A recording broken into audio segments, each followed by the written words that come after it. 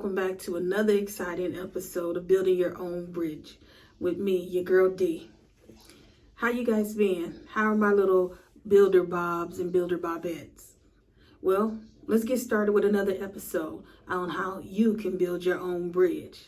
Hey guys, let's play a game real quick. Tell me if you heard any of these names before. Tesla, Wells Fargo, Carvana, Better, Noon, Thraso, Robinhood, Canopy Growth, PayPal, or even Netflix. Have you put a finger down, or have you put all fingers down? Companies that we're going to look at today. And you may be asking, those are everyday companies. Why does it matter? Well, I'm going to tell you why it matters. All of them are in different niches and fields, but they are all businesses. And one very important thing that they all have in common. All of the companies that I've named have decided to do layoffs that are coming within this year. Some have already started, and these companies are laying off a percentage of workers beginning at 5% of their staff and up. You may be asking, layoffs? The economy is supposed to be getting better. Why are they doing layoffs? Everything in the news they're saying is that things are getting better in the economy, the jobs reports. Well, there's a conflict to that. And you have to be the one to pay attention and do your own research to what you believe. But all of these companies and many, many more have decided that the best plan of action for them is to lay off a percentage of their workforce.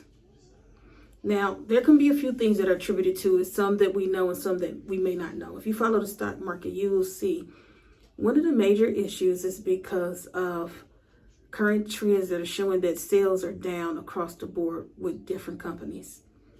So one of the plans of actions that a lot of them have done with their board of directors have decided to, tighten their belt and lower their workforce numbers in order to try and ease through this storm.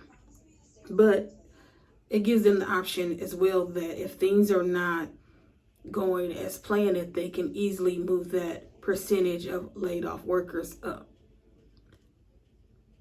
Another reason that is being said is because of the supply chain. A lot of these companies are receiving items from overseas where we do a lot of business from. They import the items out. But because of the shipping containers that have been left at a lot of docks and a lot of companies who are on lockdown for various reasons, they're not able to meet the supply currently that they have, which means that they have to either sell what's on hand or the limited number that they get, they're going to increase the price on it, which price increases are coming to a lot of these items in order for them to maintain the level of income flow and sales production for the year, because they have to answer to their board directors as well. If they're not making money for the company, then what are they there for? What is the purpose of the company, right? So that's something that you need to really keep in mind. And it really began this year. It was done more quietly under the radar because there's so many things going on in the world every time you look around. And, God bless the kids that's in Uvalde and the families that have been affected by what's going on. But it seems like we've been getting hit back to back to back to back with different things. So when you see, an article like, hey, someone's company is deciding to be laid off, you're like, okay, well, they laid off, they can find another job, but at least they had a life, at least they're not, in other situations. And it's not to take anything off from somebody who is laid off, because they still have a family and themselves to be able to feed and eat in this economy, right? But in comparison, the items may not be as a larger scale of concern as when placed next to these other news items that have been out, right? And so that may be one of the reasons why a lot of people have missed what it is that's going on, or the fact that it's been flying under the radar that, hey, this company is laying off, and then you have breaking news that somebody is on a high-speed chase. So you don't get the full story. But in this article from Business Insider, it has recently addressed more than 20 companies 20 big companies that are laying off staff, and it's very concerning. And, you have to ask yourself, what's next? Because that could easily be you. What's next? So, you know me, your girl gonna look out for you, right? So, if you're deciding and trying to decide what's next or how you can prepare for the layoffs that are here or that are coming, if one of those companies had to be your company, or you're saying, hey, D, that could easily be my company, your girl got you, right? Yes, I do. So, let me tell you some ways that you can go ahead and build your bridge so that it's steady with a foundation, so it really won't even matter as far as with whatever storm might come financially. You'll be able to, I should say, weather the storm. Once again, today, you're going to start saving any extra money, right? And what that entails is that I know people are saying, I don't have any extra money. Believe me, you have extra money. You might not be counting all your money, but there's extra money. Those extra latte drinks, the extra fries, the hot dog out at the game, the going out, the ordering extra movies while you're in the house, the grabbing a bag of chips, which have now gotten very high. All of those things add up, right? And so what you want to start doing is, one, if you have mobile apps, look at your mobile app and look and see what you've spent money out on the last month. If you're saying, I use cash, stop using just cash. Start using your card, debit card or credit card, to be able to track all of your expenses. And that way you'll be able to see on paper what it is that you are actually spending out. You'll be surprised, right? You can be spending out enough that you can actually be paying a car note, and I know a lot of people who actually do, right? And once you have that in front of you where you can scroll through your banking or transactions to be able to see what it is that you're actually spending out, see where you can cut some things at. And, it could be, hey, you eating at home, maybe you just treat yourself once a week out or something like that.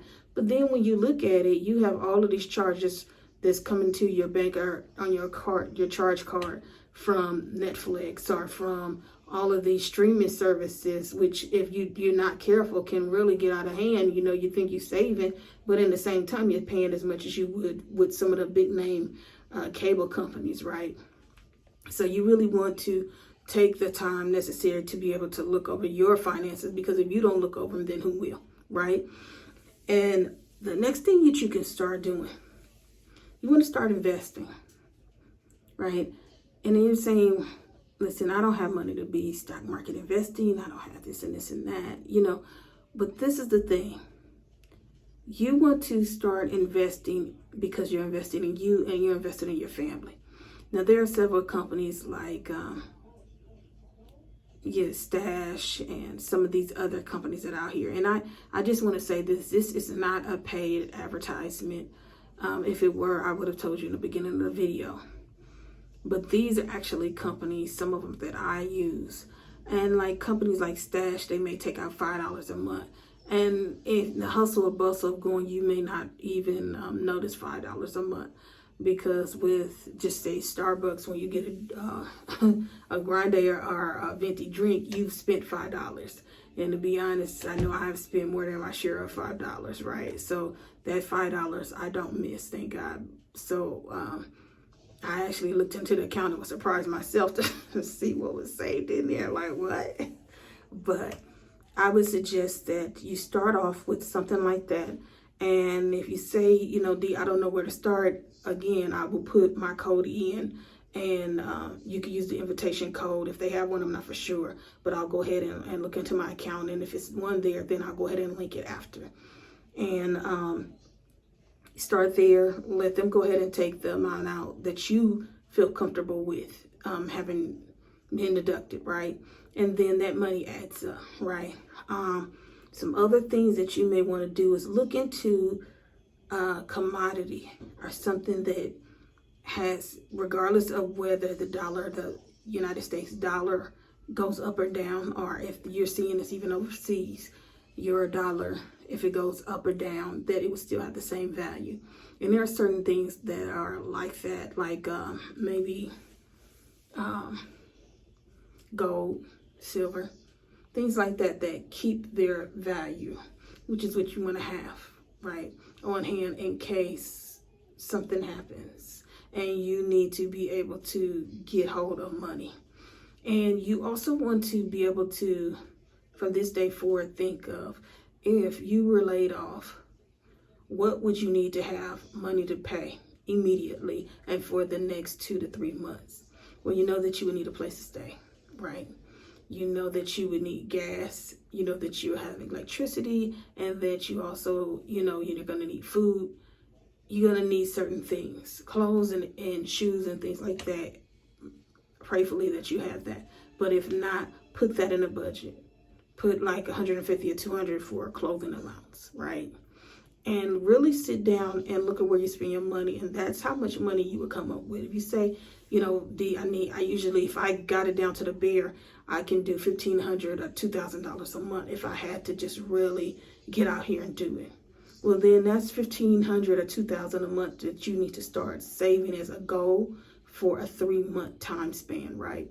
Because it's better that you aim for 3 months and have 1 or 2 months than to not have anything set off and to go. And that will go a long way in taking stress off of you, your partner, and your children, okay? Now, the next thing that you can also do, that I encourage you to do, is to learn a skill. Yes, I know you're saying you don't have time, but you do have time.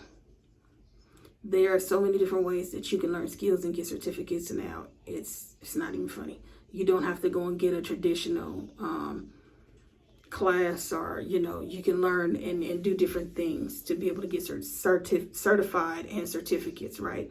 So what you're going to want to do is have a skill. Just say, now everything's going on the internet. Well, if you choose to, you can get a internet security certification in no time, maybe in 10 weeks or something like that, right? But you want to make sure that you really look at the company that you're going to. You're going to make sure that you investigate what they're doing and what they're about and how long they've been in service, and make sure that you're getting something out of it, right? And that way, if anything does happen, you have your experience from where you're working at, and you have this other skill, right, that you can either contract out, or either open your own business with, or either, you can apply for a position someplace where they'll be needing that type of item, right? Now, the last item that I'm going to share with you is this. It's kind of like the same one I just said, but with a little bit of a twist, right? So what you're going to want to do is learn a basic skill. I said it, a basic skill. You saying, D, what is a basic skill? What you mean? I mean, you have to learn a basic skill. Do you know how to sew? Do you know how to cook? Do you know how to clean? Do you know how to plant a garden? Okay. All of those type of things are basic skills, right? And I know you say, oh, my great-grandmama, she the one who used to, well, some of those skills will be coming back, right? Because a lot of people have lost touch with it. A lot of people can't cook, right? And I'm going to argue with you. Putting it out of a box and pouring it into a bowl is not actually cooking. That's warming the food up, okay? And when it comes down to it, people want a good, warm, home-cooked meal, right? If you know how to slay a turkey, you can cook. If you know how to go and fry some chicken, fry the best chicken and sell plates, right? Because you never know, based on what the economy, how things are going to go. But at least you had that skill. If you know how to clean from top to bottom and you the best cleaner in town, you now have an additional business, a skill that you can put out there, right? And this is something that you really want to think about. This is something that you can do, which is more of a physical labor, and it depends on your skill set. It can also be a remote labor too, right? And so those are just some of the solutions that I thought of that could actually help, with these ongoing layoffs. And to be able to ease some of the pain. And then while you're at work, try not to wait until something happens. Keep these things in mind. That's why I'm making these videos, so you don't get caught up, because usually it's the worker who finds out at the very last minute what the management has planned and in store for you, right? You say, well, how do they come up with layoffs? Well, a lot of times it's supposed to be by seniority, but guess what? A lot of times it's based on who they like and who they don't like. So if you don't fit into the clique, you can best believe you're going to be one of the first ones on the chopping block. But with some of these ideas that I just gave you, if you are on the chopping block, you can take that chop and still keep going and maintain your lifestyle, right? As always, thanks again for joining me, you guys. And I look forward to seeing you on the next video. Don't forget to like, comment, and subscribe. And don't forget your girl D. Until next time, keep building your own bridge.